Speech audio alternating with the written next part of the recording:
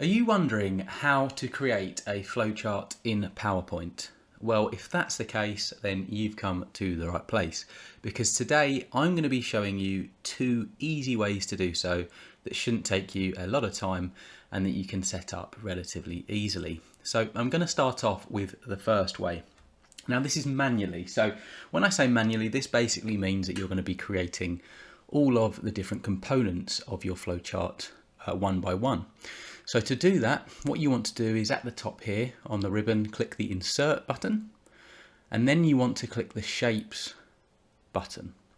And what this is going to do is it's going to bring up all of these different sections. And you'll see there is even an entire section for flowchart, and we're going to use these different shapes throughout the course of this flowchart creation process.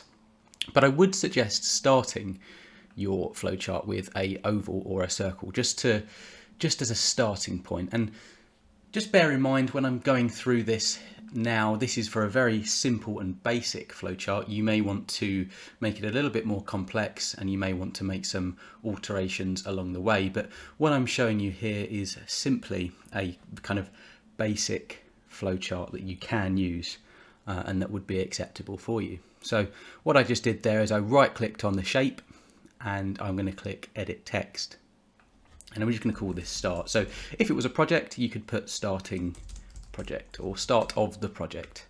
I'm going to select all of this text here. That's a left click on my mouse, select it all, and I'm going to make it a bit smaller as well. One other thing to note is I've got some formatting on my PowerPoint slides, as you'll see here.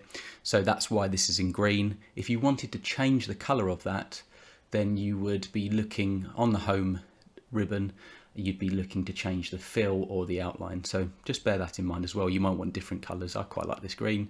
That's obviously my branding for my channel, but you might want to change that. So next up, we're going to have another shape. We're going to put in a process. So here I've just selected, I probably did that a bit too quickly. I'm going to go back just to show you what I did. Insert Shapes, and I'm going to use the Process option. And that's because next we've got the start of the project. We're going to have some processes. These could be tasks as well. So when I selected that, you'll see that PowerPoint's given me some formatting suggestions, different colors. You might want to differentiate the processes, or these can be tasks or activities, by the way. You might want to change the color for those. So let's say, for instance, all of the processes are in this kind of turquoisey color, or a teal, as PowerPoint is telling me. So I'm just going to change this to process 1. As I say, this could be a task as well, task 1 or activity 1. Let's make it a little bit bigger, and let's just make that text smaller as well, just to get it more, so it fits, if you like. So let's have that there. So I'm going to Control C, Control V, Control C, Control V, and that's essentially a copy and paste. Otherwise, you could simply just go Insert Shapes, but you would need to do all the formatting again if you were to go, set these up one by one and manually. Now, what we need to do here is we need to link these together. So back on the shape, so Insert Shapes, that's going to be, if you're creating a flowchart manually, that's going to be something you just need to simply keep doing. What I did there, Insert Shapes, and I've gone to the Lines section, and we want to use the line arrow. And what that's going to enable us to do, as I hover over starting the project, or this will be the start of whatever flowchart you're creating, if I left click on this button here and drag, it basically is showing a connection. So when the project starts, obviously that flows into process 1, task 1, activity 1. Now you can edit this formatting as well. So I've got a straight line at the moment. You can change the color. Let's put that into a black for now. But you can also change this particular line. So you can have, so what might be better is an elbow arrow actually. I've gone for a straight line here. Let's change that to an elbow arrow. So it would be this one. So we want it to be one way. And what that basically gives you, as you can see there, is that gives you that, it gives you that, well, it's called an elbow, but it just looks visually a little bit better. So let's do that again. I'm going to do that from here to here, because that would need to be connected.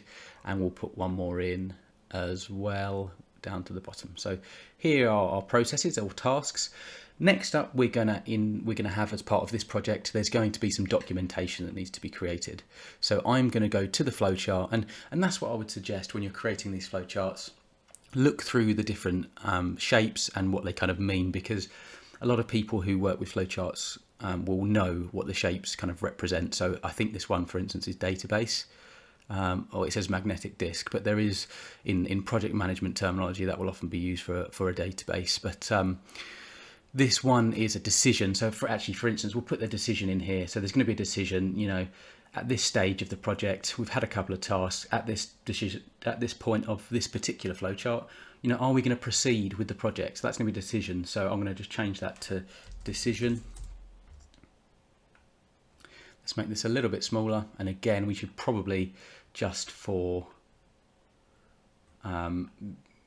keep everything, we need to keep that in line, obviously. I'm actually going to bring this down there, and we're going to put that up just to give us a little bit of space. It's not exactly equal, but you might want to do that. It does look, flowcharts are all about being visual, so you may want to have those aligned properly. But in regards to the decision, we should probably change the color of this as well, for that consistency. So we need a shape outline. Let's get rid of that, and we're going to let's just make this dark, because it's quite important. Are we going to proceed with the project after these tasks? Maybe this is a research phase, and now we need to decide if it's worth going ahead. So we need to connect this up.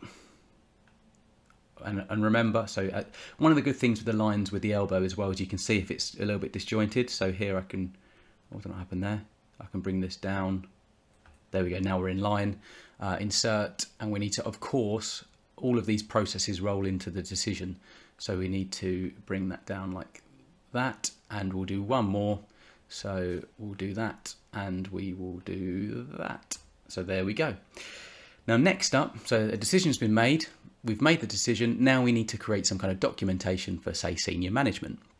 So what I'm going to do here, you could use the data, but there is one specifically for document in flowchart. So I'm going to whack that in here. Let's just call this, I'm just going to call this report for now. That's some kind of report. The guys at the top, they want to see it. They want to know what's happening. They want to know if we're proceeding or not. So let's just put that let's just put it in this for now. And again, you can probably imagine what's going next. We're going to go shape, we're going to go elbow arrow, and we're going to connect. And then last but not least, we need to end the project. So I'm just going to do a copy and paste of the starting. Makes sense to have exactly the same for start and end. And we'll do insert, and we will do the elbow arrow again from report to the last one. We're a little bit disjointed there. Let's level that up, and we'll change this to end project. Now, as you can see, very basic, simple flowchart, but you do get the idea here. You get the principles. It's all about kind of creating the different aspects from the flowchart shapes and connecting them with a one-way line. So obviously this is the start and this is the end. You wouldn't want the arrows going the other way, for instance. That just would not make sense in a flowchart. So yeah, change the formatting.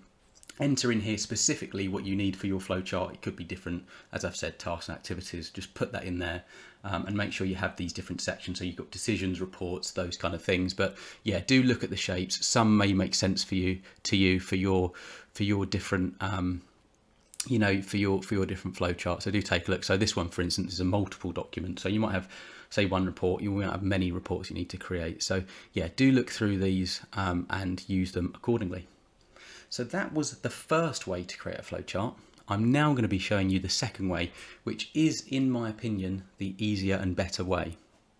And the reason for that is because it's kind of pre-created for you. So again, you want to click on the insert button, and here we're using something called SmartArt. Now, I'm not sure if every Microsoft PowerPoint version has this. I think it's on the later versions. So that's why I've showed this second. You might not have it available to you, and I'm really sorry if that's the case. If that is the case, then just use the manual way. If you do have SmartArt, then all you need to do, insert, click the SmartArt button, and what you're going to see here is different graphics that you can use that are kind of pre-created. They've got some formatting on as well, which is really, really nice. And for a flowchart, I would recommend looking in the process section. So obviously, if you're in the all, you'll see all of the different options listed here. It takes you a little while to work through them. If you click process, it's basically filtering them out. Now, as you can see, you've got lots of different ones here, and some might be preferable for you depending on how you want to display your data. But I'm going to show you one that I would recommend, and it's called something, you could go for the basic process. It's not going to look amazing, but it is going to give you what you need. I'm going to look for one called the alternating flow. And this is the one I would recommend using for a flowchart. And the reason for that is when I whack that in, it gives you these areas for adding text. So this can be really useful if you need to provide further information for your stakeholders or whoever is accessing this flowchart.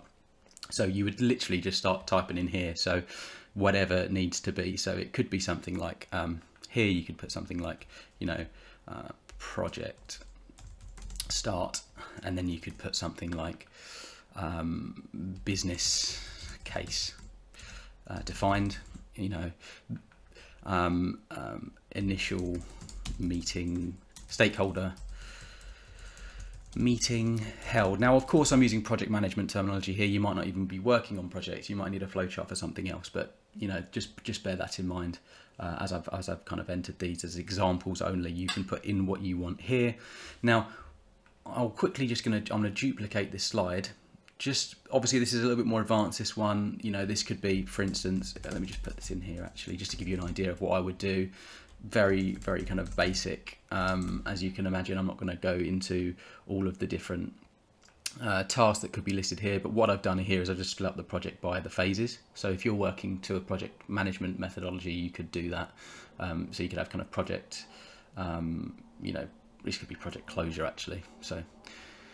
But what I'm going to quickly do now is just show you another option. So that was one of the SmartArt options, but if you wanted something a little bit more basic, again, click Insert, SmartArt if you have it available. You want to click on Process, and you could just go from the basic process at the start. So this is probably the most basic one you could have. If you look here, there's quite a few options. This one's actually quite nice. It's vertical, that could work really well actually, the vertical bending process. But if you want something a little bit simple, go on the basic process of the first one that comes up. Now, what I like about this one is obviously it's all aligned, everything looks great, but you can actually change the shapes, so you don't always have to have. So this one could be, I've used it all the way along so far, I might as well use it now. This could be project start. Now you don't have to have this shape here. You can right click and you can click where is it, change shape, and then you could put this into a decision, and then here you could change this to any shape you need. This could be change shape, this could be your report, and then if you right click you can go add shape, and then you can add shape after or before. So here we'd go after, and then this would be project end. So right click, edit text, project end, and you could change the colors accordingly. So those are the ways to create a flowchart in PowerPoint. You've got two different ways depending on what you need to create, how quickly you want to create it, and what you have available to you in terms of your PowerPoint version. So I hope this video was useful. If it was, please do hit the like button. That tells me I should continue creating videos like this. And if you do want to see more videos like this, check out my channel and do consider subscribing. If you hit the alert button as well, you'll get notifications of when I receive videos like this. But do subscribe, I've got plenty of videos for you. And with that said, I hope you have an excellent day.